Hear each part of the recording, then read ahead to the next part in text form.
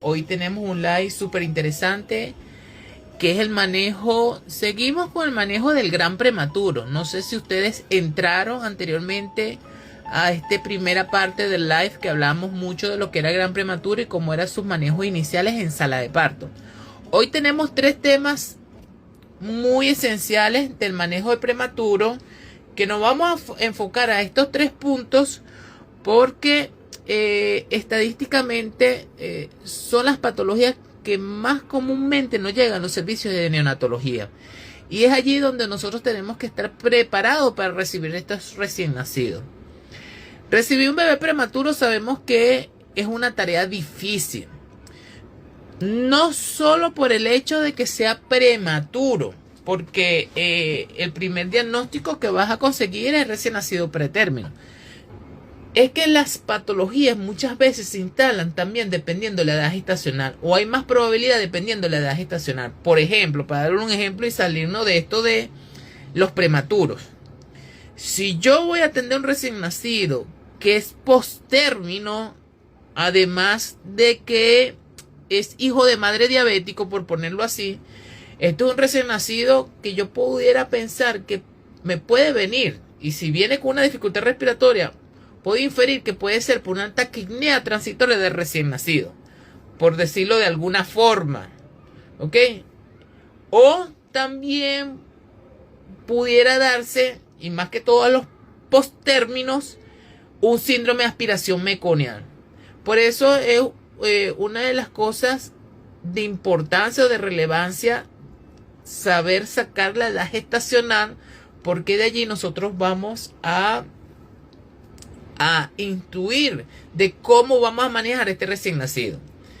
Fíjense que los tres puntos donde nosotros nos vamos a fijar hoy en día para hablar del prematuro es: 1, lo que es el manejo de la apnea del prematuro; 2, lo que es la hemorragia intraventricular; y 3, lo que es el SDR de pretérmino.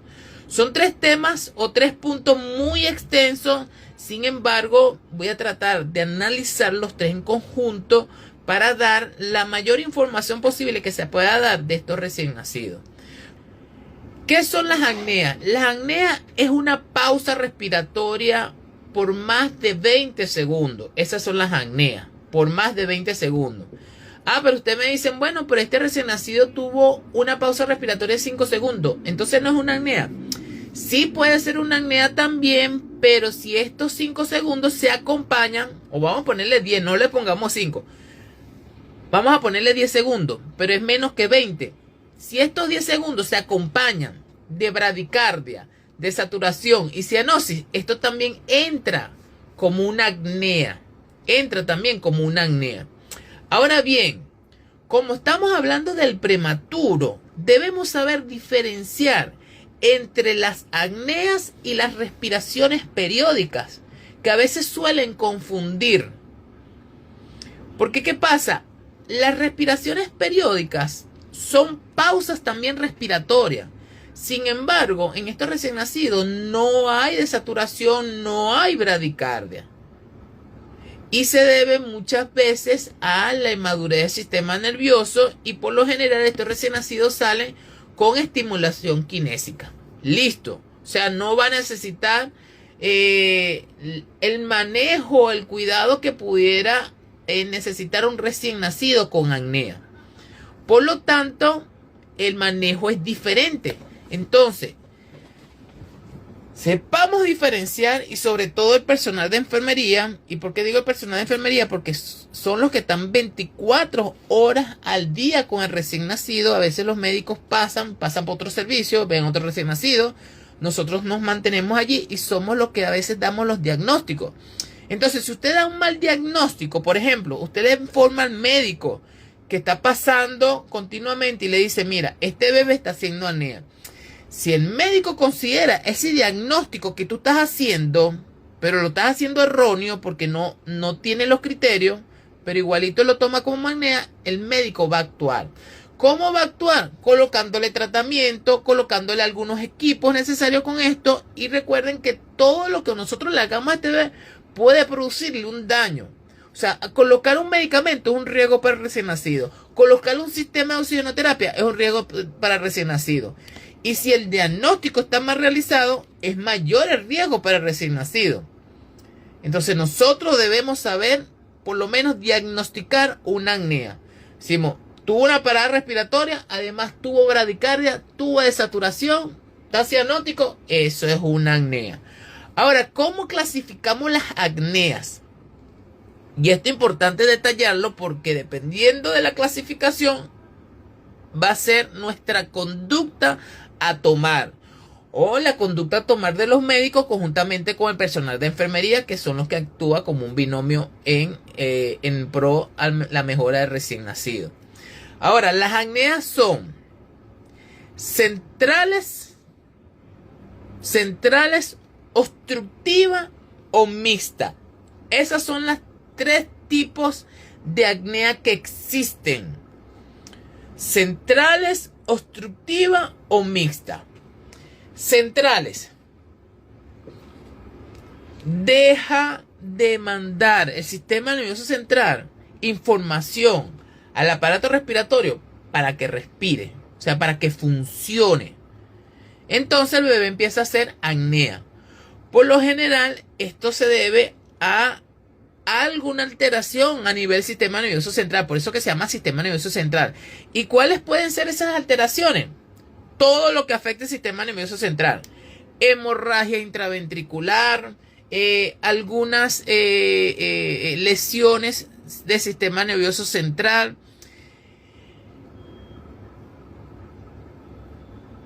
algunas inmadurez del recién nacido, porque también esto tenemos que conocerlo. Fíjense algo, cómo actúa el sistema nervioso el sistema respiratorio.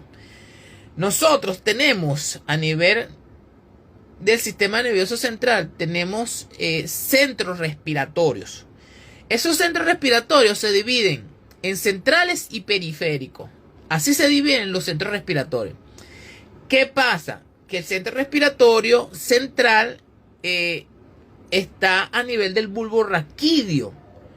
Cuando se estimula el bulbo raquídeo, él dice, respira más rápido o respira más lento.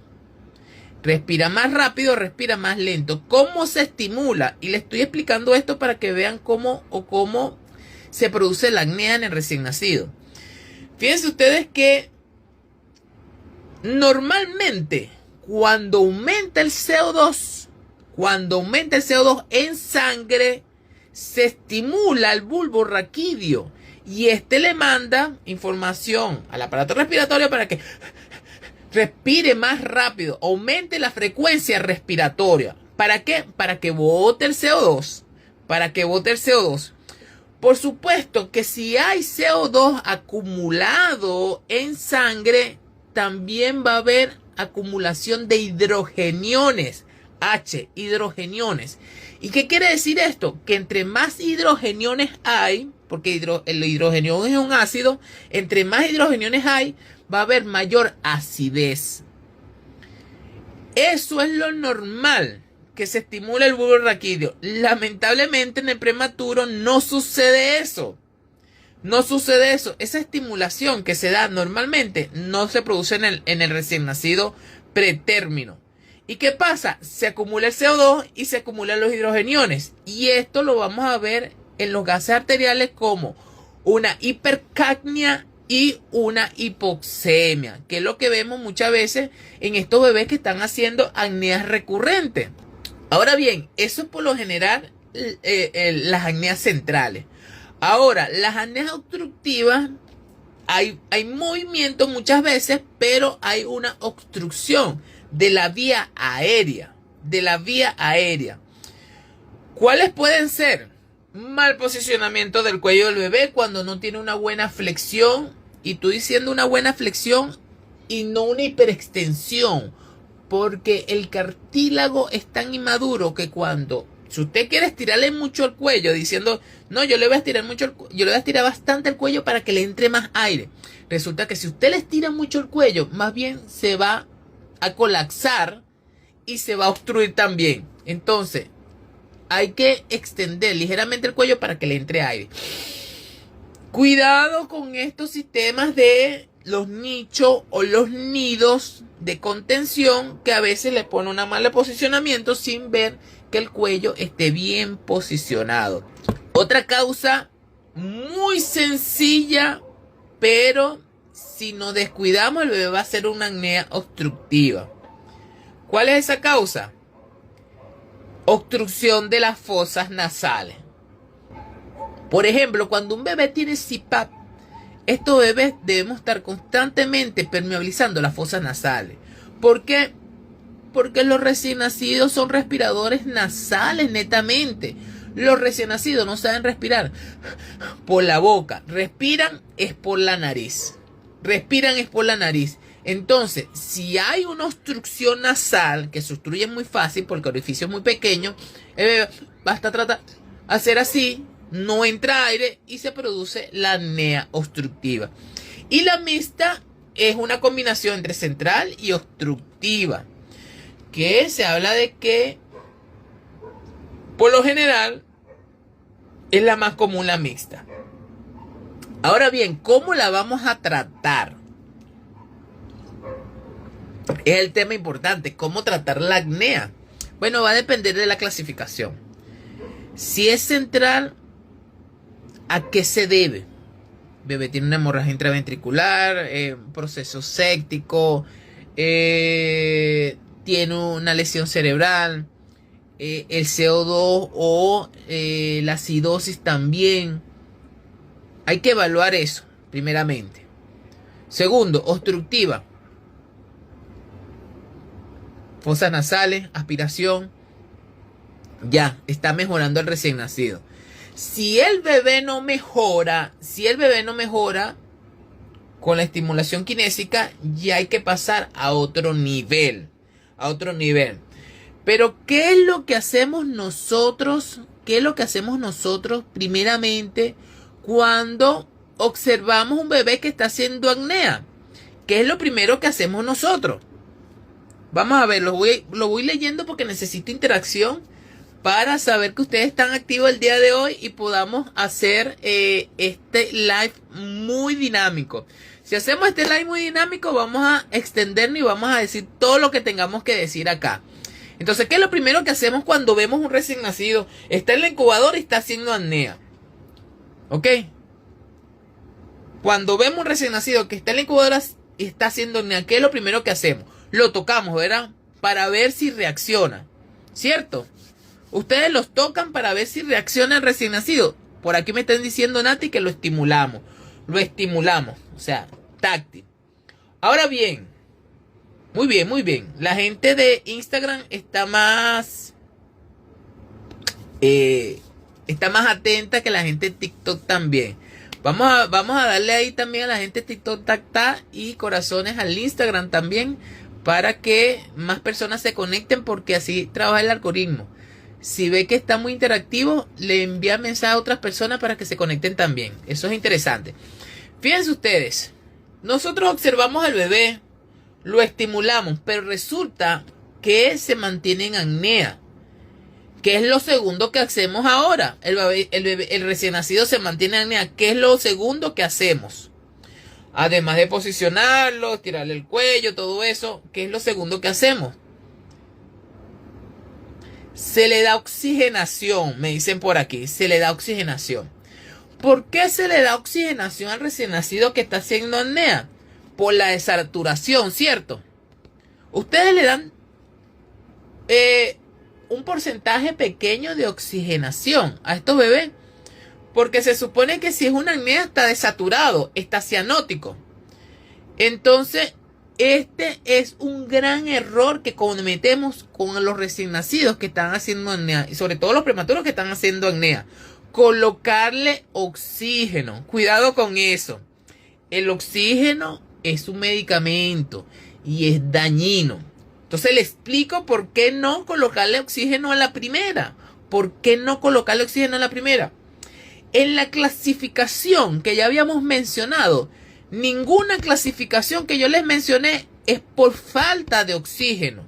Ninguna es por falta de oxígeno. ¿Es central, obstructiva o mixta?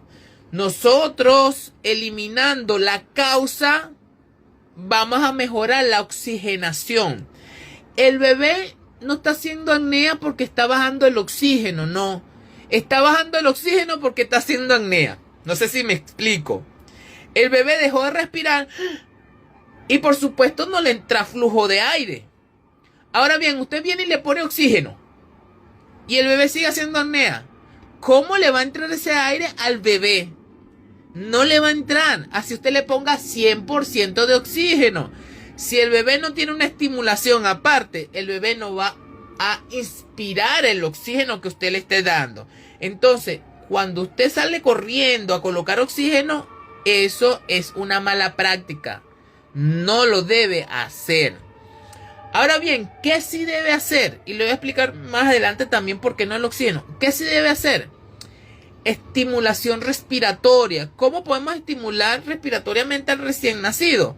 Con la bolsa de reanimación.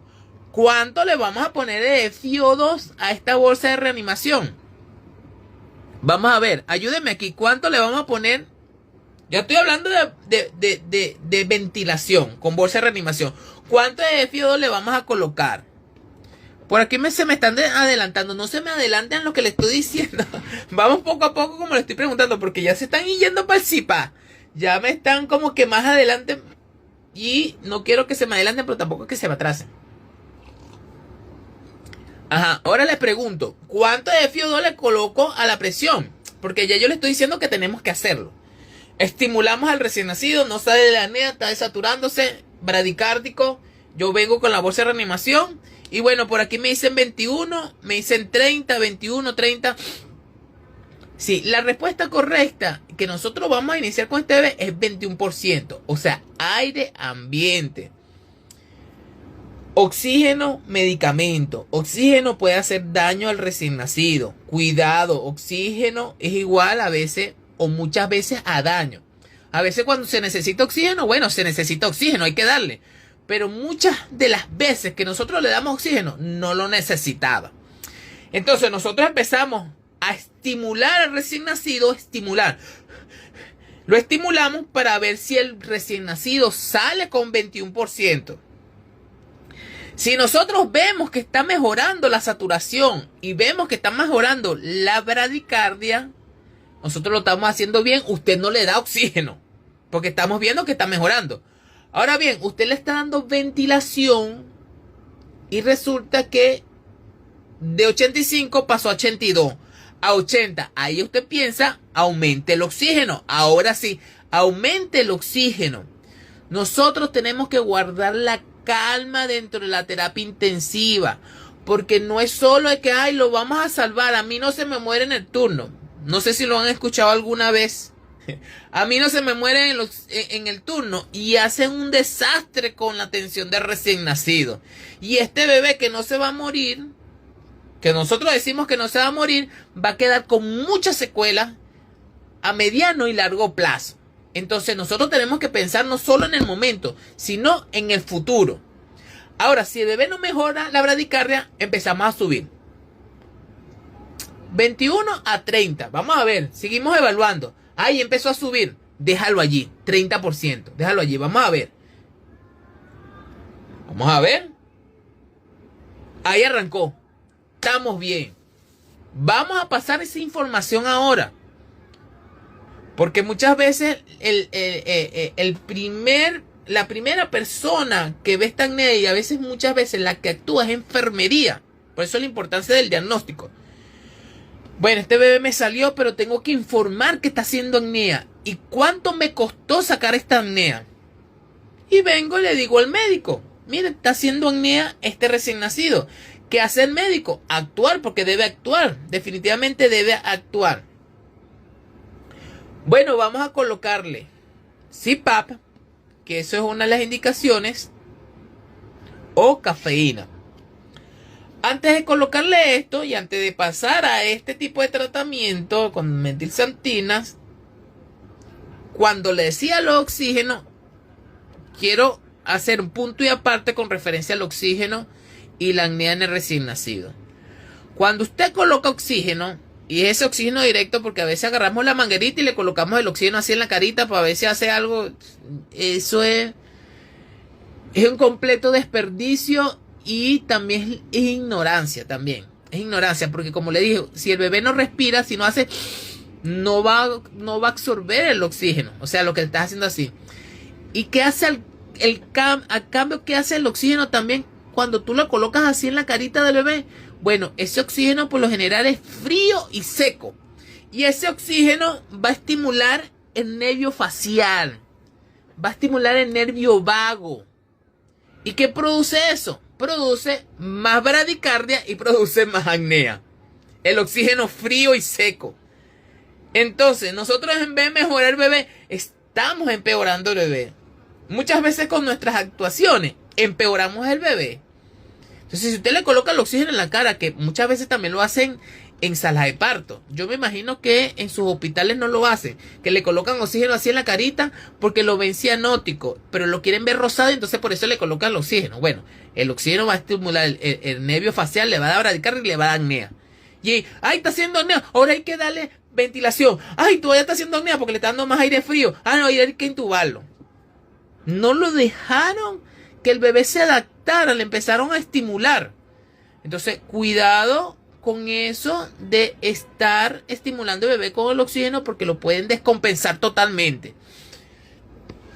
Ahora bien, ¿cuáles son las nuevas directrices y actuaciones con el bebé con apnea? Bueno, el manejo del CPAP. Primeramente hay que pensar o evitar tratar de administrar medicamentos. Entonces, se piensa en el CPAP. ¿Qué pasa? ¿Cómo actúa el CPAP? Porque eso también es importante, que ustedes sepan cómo actúa el CPAP. Bueno, el CPAP ataca las 3 clasificaciones de la apnea. El CPAP ataca las 3 clasificaciones de la apnea. ¿Cuáles son esas 3 clasificaciones? La central, ¿ok? La central, ¿cómo la ataca el CPAP? Bueno, recuerden que el CPAP tiene un sistema de burbujeo, ¿verdad? De burbujeo. CPAP de burbuja. No es el CPAP de la ventilación. Ese no es burbujeo. El de burbujeo es el burbuja del Fisher and Paykel. O a veces los caseros que pudiéramos hacer con los Huxon. Pero el del burbujeo, ese estimula al recién nacido y estimula el sistema nervioso central. Burbujea. Ahora bien, ¿qué otra cosa hace el CPAP que actúa a nivel del sistema nervioso central y por consiguiente evita la apnea central? Con respecto a cómo actúa el CPAP para evitar las apneas centrales o del sistema nervioso central. Ya hablamos del burbujeo y la estimulación, pero hay algo que hace el CPAP que es interesante. El CPAP. Fíjense que cuando el CPAP tú lo colocas, el CPAP va a aumentar la presión positiva al final de la expiración. Eso es lo que va a aumentar, o sea, aumenta la capacidad residual funcional que se da a nivel alveolar. O sea, los alveolos no se colapsan. Por eso que nosotros le colocamos PEC al bebé. Y el CPAP no podemos colocarle un P menor de 4. 3, 4 es fisiológico. Nosotros tenemos que darle P mayores. 4, 5, 6, 7, 8. Sin miedo. Nosotros le tenemos que tener más miedo al oxígeno y a las presiones. Y le tenemos miedo al P. ¿Cómo actúa el CPAP para evitar las apneas centrales? Bueno, fíjense. Ya les dije. Fíjense ustedes que aquí, esto es un alveolo, ¿ok? Esto es un alveolo que está acá. Cuando llega la presión del CPAP, acá, estos alveolos se mantienen distendidos. Cuando tú le das más presión, estos alveolos va a aumentar la distensibilidad, ¿ok? Pero va a llegar un momento que no se puede distender más porque los alveolos tienen un sistema de precaución para que no se distienda tanto. Entonces, ¿qué hace? Él le manda, los receptores que están en el alveolo, le manda información al sistema nervioso central para que diga, epa, no sigas insuflando, o sea, no sigas inspirando porque te vas a reventar. ¿Cómo se llama ese sistema? Reflejo de Hering-Breuer se llama ese sistema. Un sistema de prevención de la distensibilidad del alveolo, por decirlo de alguna forma. Entonces, esto es súper interesantísimo porque esto es fisiología pura. Entonces, ustedes se preguntarán, bueno, pero ¿y cómo evita la apnea? Porque lo que estás evitando es la distensión del alveolo. Eso es lo que estás evitando ahorita. Bueno, ahí está lo interesante de la fisiología y por qué tenemos que saber fisiología. Cuando el alveolo se distiende, le manda una información al sistema nervioso central y hay una rampla eunéutica que dice, deja de inspirar. Recuerden que tenemos dos fases de la respiración. Inspiración, expiración. Inspiración, expiración. ¿Ok? Inspiración, expiración. Entonces, resulta que el bebé está inspirando y como hay distensión, le dice, deja de inspirar, corta la inspiración y viene una expiración. Otra vez hace la inspiración, corta la inspiración y viene una expiración. Hace la inspiración, corta, viene una expiración. Hace una expiración. Entonces fíjense ustedes que en este tramo hay dos respiraciones nada más. Pero en este tramo que está actuando el reflejo de Hering-Breuer hay 1, 2, 3 y 4 respiraciones. Entonces así es que actúa el reflejo de Hering-Breuer y por eso colocamos CPAP al recién nacido. No solo porque da aire y presión, no solo por eso. Porque además él tiene un efecto de ventilación de alta frecuencia. Pero es precisamente por el burbujeo que ya habíamos mencionado. Además de lo que habíamos dicho anteriormente, que el bulborraquídeo se estimulaba por el CO2 y también por el acúmulo de hidrogeniones. Bueno, el CPAP, como distiende el alveolo, va a haber mayor intercambio de estos gases importantes y él va a ir disminuyendo también. Sin embargo, esto no es así, es una fórmula o una regla exacta, porque el bebé debe respirar para poder sacar el CO2 y poder meter el oxígeno. Y eso implica muchas cosas. O sea, no es tan solo que el bebé haga inspiración, expiración, no. Porque si el bebé no tiene buen surfactante, no tiene una buena arquitectura de intercambio gaseoso, también se le va a hacer difícil. Entonces, eso pasa mucho en nuestro prematuro.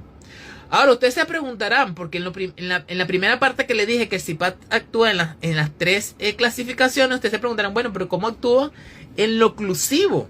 Porque ya hablamos del central. Ahora ustedes se preguntarán, ¿cómo actúa en lo oclusivo? Bueno, resulta que el CPAP, por la presión, aumenta el calibre de las vías aéreas. Y esto es interesante también porque cuando hablamos de aumento de las vías aéreas, esto también lo podemos llevar al síndrome de aspiración meconial. ¿Por qué utilizamos CPAP en el síndrome de aspiración meconial? Porque aumenta el calibre de las vías aéreas. ¿Y qué tiene que ver eso con síndrome de aspiración meconial? Bueno, el síndrome de aspiración meconial, uno de los efectos son efectos de válvula o tapón por causa del meconio a nivel de los conductos alveolares. Entonces fíjense ustedes, y esto me estoy saliendo un poquito de las apneas, pero para que ustedes se lleven una imagen de cómo actúa, aumentando el calibre de los conductos. Fíjense ustedes que esto es un alveolo, ¿cierto? Esto que estamos viendo aquí es un alveolo. Alveolo. En los alveolos es el único lugar donde se da el intercambio gaseoso. No hay más ningún lugar. Nada más a nivel alveolar. De aquí para acá, o sea, de los conductos alveolares para arriba, todo eso es espacio muerto anatómico. Y en el espacio muerto anatómico no hay intercambio gaseoso. Pero ¿qué pasa con el meconio? Que el meconio se va introduciendo por la vía respiratoria y puede llegar al conducto alveolar. ¿Qué pasa con eso? Que el aire que va a entrar cuando inspira el bebé viene con mucha presión. Y puede pasar este meconio que está aquí, puede pasar para acá, para el alveolo, el flujo de aire, de presión. Pero cuando el aire va a salir no puede salir, porque es como un efecto de válvula. ¿Y qué hace? El alveolo se distiende hasta que se produce un síndrome de escape aéreo. Por el alveolo, por el meconio. Eso es lo que produce muchas veces síndrome de aspiración meconial. Por eso que se produce mucho neumotórax en síndrome de aspiración meconial. ¿Qué hace el CIPAP y por qué le indican CIPAP recién nacido con síndrome de aspiración meconial? Porque este calibre que está acá pudiera aumentar poco más así, y el aire pudiera salir del alveolo a través de ese aumento del calibre.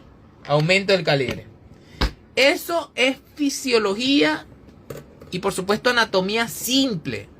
O sea, no hay que ser un erudito en fisiología y anatomía para saber esto tan sencillo. Por eso que cuando tú vas a colocar un equipo tienes que saber cómo funciona el equipo para decir, bueno, yo lo voy a poner en este caso. ¿Qué parámetros colocamos nosotros en el CIPAP? El primer parámetro es el flujo. Ese es el primer parámetro que vamos a colocar en el CIPAP. ¿Cuánto vamos a colocar de flujo a un bebé con apnea? Bueno, esto es casi en todas las patologías, pero estamos hablando de la apnea. Fíjense, el flujo es importante en todos los sistemas de oxigenoterapia. ¿Por qué el flujo es importante? Porque el flujo es como que el camión que va a llevar las moléculas del oxígeno hasta su lugar. Eso es lo que va a hacer el flujo. Lleva. Entonces, por eso que el flujo debe ir de la mano con las fracciones inspiratorias de oxígeno. O sea, tú no puedes poner un flujo muy pequeño y una FiO2 muy alta. Es incompatible. Pero ¿qué pasa? También tenemos que saber que el flujo en neonatología es diferente que en el adulto. Tú le puedes poner un flujo a un adulto 10, 15 y no pasa nada. En neonatología sí pasa y le va a pasar si lo hacen. Porque a veces pensamos que entre más mejor. No, más no es mejor en neonatología, cuidado. Entonces, ¿qué pasa? El flujo que deberíamos colocar no debería pasar de 8 litros, el flujo. Supongamos que alguien que no está viendo este live y le pone 10 de flujo. Bueno, quizás no pase algo, porque a veces los bebés son tan cubiertos de esa misericordia de nuestro Dios, y los protege y los cubre para que no le pase nada. Pero imagínense ustedes que nosotros le pongamos más de 10 litros a este flujo. Recuerden que los flujos se dividen en flujo turbulento, flujo laminar y flujo de transición. Para que el oxígeno se tome, tiene que haber flujo laminar, lo que llamamos flujo laminar. Cuando usted coloca 10 de flujo, el flujo entra muy rápido y muy desordenado. Y las moléculas no se pueden tomar a donde se tienen que tomar. Y entonces eso le llamamos flujo turbulento. Nosotros necesitamos un flujo laminar que pueda ser tomado por el organismo. Entonces, entre más alto se puede dar lo que es el flujo turbulento. Y lo que queremos es un flujo laminar. Ahora bien, ¿cuánto de FiO2? Se lo dejo ahí para que ustedes me vayan contestando. Y aquí le voy dando la respuesta. ¿Cuánto vamos a iniciar? 21%. En eso vamos a iniciar el CIPAP. Y usted dirá, bueno, pero si es radical, ¿cómo vamos a iniciar el CIPAP con aire ambiente? El bebé no necesita oxígeno, el bebé necesita una estimulación. Que tú le ayudes a agarrar el oxígeno que tiene a nivel ambiental. Recuerden que es diferente un LSDR, un SALAM, que una apnea. El bebé no está saturándose porque no es que no le llegue el oxígeno, sino que no está haciendo el intercambio que necesita. Ahora, usted me dice, bueno, no es que no quiero ser tan radical y yo sé que mis compañeros se van a asustar, el médico se va a asustar, entonces yo le voy a poner un poquito más entonces. Bueno, póngale 30 entonces, para que usted esté bien y los demás estén bien. Póngale 30. Pero recuerden que ustedes tienen que tener unos parámetros de saturación de oxígeno entre 90 y 94%. Parámetros de saturación de oxígeno. Si el bebé llegase a pasar de 94, 95, 96 de saturación, usted inmediatamente tiene que bajar el FiO2 inmediatamente. Pero jamás y nunca coloques el CPAP en 70. No empiece con 70. O sea, porque si usted empieza con tan alto de FiO2, usted no va a saber si el bebé mejoraba con 50 o con 40. Entonces va a ser un proceso, porque ahora lo tenemos que destetar del CPAP. No les digo yo que a veces descompensamos al recién nacido y somos nosotros los que lo descompensamos. No es la patología del bebé solamente, no es la prematuridad del bebé, no es que la sepsis se lo está llevando, lo está matando. No, a veces somos nosotros. El personal que trabajamos ahí, que hacerle tantas cosas, por supuesto, yo no dudo que todos queremos hacerle el bien al recién nacido, pero a veces en ese tratar de hacerle el bien hacemos un mal. Entonces fíjense ustedes esto de cómo actuamos. Y lo primero que yo pregunto es cuánto colocarle de FiO2, y muchos me dijeron 30, 40, 50, 70, 80, 100 y al infinito y más allá. Cuando un bebé necesita más de 80 del CPAP, con CPAP, cuando requiere más de 80 del CPAP, ya piense en un ventilador mecánico.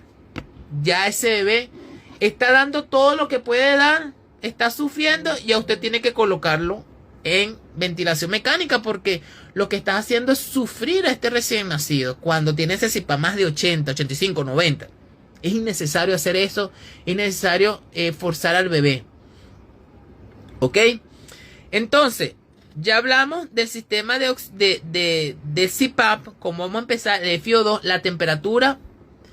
¿Cuánto colocar de temperatura? Esta es otra controversia también. Es que a veces pasan unas controversias. Miren, los equipos biomédicos están hechos y pensados y probados por bioingenieros que estudian el equipo en neonatología es difícil que lo estudien con recién nacidos, pero lo estudian con animales prematuros que los preparan para ver cómo actúa.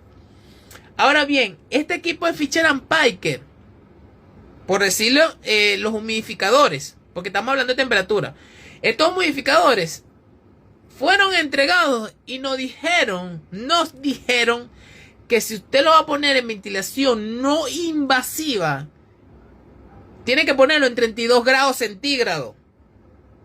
32 grados centígrados.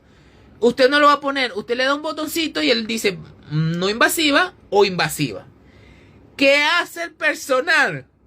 Ah, no, pero es que yo creo que ese sistema no funciona bien así, lo voy a poner en modo invasivo.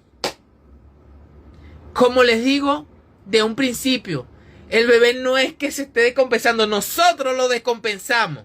Queremos saber más que los bioingenieros que crearon el sistema.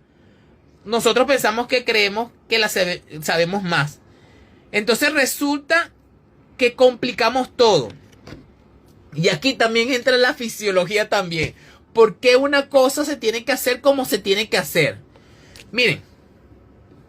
Y aquí vamos con el dibujito otra vez. Menos mal que bajé la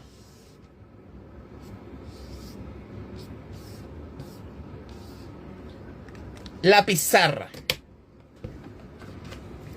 Le explico por qué tienen que colocar a 32 grados centígrados. O sea, ventilación no invasiva al CPAP. No se pongan a inventar que no, yo le voy a colocar porque la jefa que tiene 30 años me dice que lo ponga modo invasivo. Porque es que se enfría, porque es que la condensación, porque miren, si se enfría o si hace una condensación, revisen los sensores de temperatura. Listo. Cubran los sensores de temperatura. El equipo no debe funcionar mal. Lo hacemos funcionar mal. Los sensores de temperatura tienen que estar cubiertos, protegidos, que que no le choque la temperatura ambiente o del microambiente de la incubadora. Y ya, se acabó las condensaciones, que se llena de agua, que no sé qué hacer. Cosas que no saben manejar. Y entonces se ponen a inventar. La gente se pone a inventar. Parecen chinos. Inventan mucho. Y de paso inventan con el recién nacido. Fíjense que, no sé, esta es una nariz. Esta es una nariz.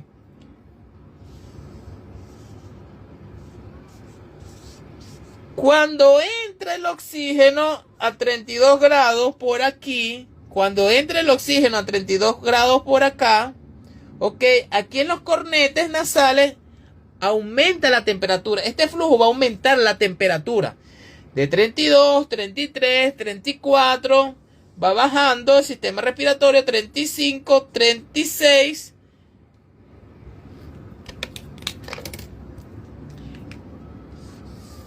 Y llega a los alveolos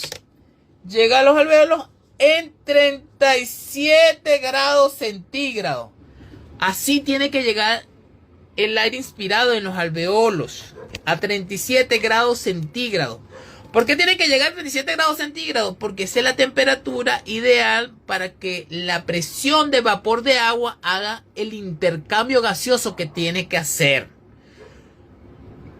Ahora bien, ustedes inventan y le colocan 37. Aquí, a modo no invasivo.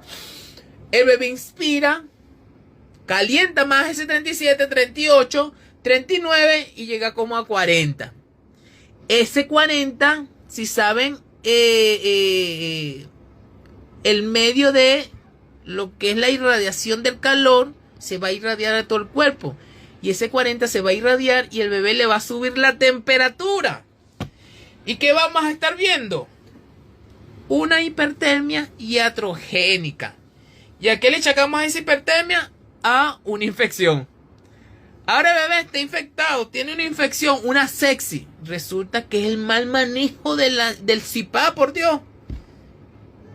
Algo tan simple como eso. Pero como no sabemos en fisiología, es muy difícil entrar a la gente y decirle, mira, no le coloques en modo invasivo cuando le estés colocando el CPAP. Yo lo he escuchado mucho. Colócale en modo invasivo o apágalo. O sea, si el equipo no está funcionando bien, es por algo. O no lo sabemos utilizar o tiene un desperfecto. Así de sencillo. O tiene un desperfecto. Eso en cuanto a la temperatura. El PEP, el P que se le coloca con la regleta, lo tenemos que colocar más de 4. ¿Por qué no lo podemos colocar en 3 o 4? Porque 4 empezamos 4 y 4, 5, 6, 7. Porque las presiones pleurales arranca como de 3 la presión. Entonces, si vamos a poner una presión que es casi igual que fisiológico, ¿para qué le vamos a colocar CPAP entonces? Entonces, no escatimes en PEC. Sin miedo. 6, 7, 8. Sin miedo. Porque el PEC va a abrir el alveolo. Va a aumentar la capacidad residual funcional. Va a aumentar el reclutamiento alveolar. Entonces no tengan miedo de colocarle PEP. No tengan miedo de colocarle PEP. Entonces eso por allí se los dejo. Ahora, medicamentosamente, porque por allí estoy leyendo que decía, en mi servicio colocamos aminofilina endovenosa mientras está en dieta absoluta, luego que come se inician con cafeína. Eso es así. Ah, no, me está preguntando, eso es así. Miren, bueno, primero es la disponibilidad también de los medicamentos que tenemos, porque sabemos que hay algunas partes que no cuentan con cafeína. Ahora, cuentan con cafeína, pero no en las dos presentaciones que pudiéramos tener las cafeínas, tanto vía oral como vía intravenosa. Y se busca otras opciones, otra metilxantina también. No tenemos teofilina, aminofilina. El problema de la aminofilina, que lo estoy leyendo allí, el problema de la aminofilina es las reacciones que pudiera tener en el organismo la aminofilina. Sabemos que la aminofilina es un broncodilatador en el adulto. Actúa como broncodilatador en el adulto, pero en los neonatos estimula el sistema nervioso central. Pero no solamente estimula el sistema nervioso central en el neonato, también aumenta la diúresis y puede producir taquicardia, la aminofilina. Entonces, es más los efectos adversos que pudiera producir en el neonato. Si produce el aumento, o sea, si produce una poliuria, puede producir una deshidratación, un balance hídrico negativo. Entonces, todo se pudiera complicar con la aminofilina. Además de que si lo pasas muy rápido, es una taquicardia segura. Es una taquicardia segura. Por eso que lo más seguro de utilizar es la cafeína. Pero sin embargo, como me dicen allí, el bebé tiene la vía oral y lo único que tenemos es la cafeína vía oral, entonces no se lo podemos dar porque tiene vía oral omitida. Entonces también es una complicación. Por eso que le dije en un principio, ¿qué presentaciones tenemos también?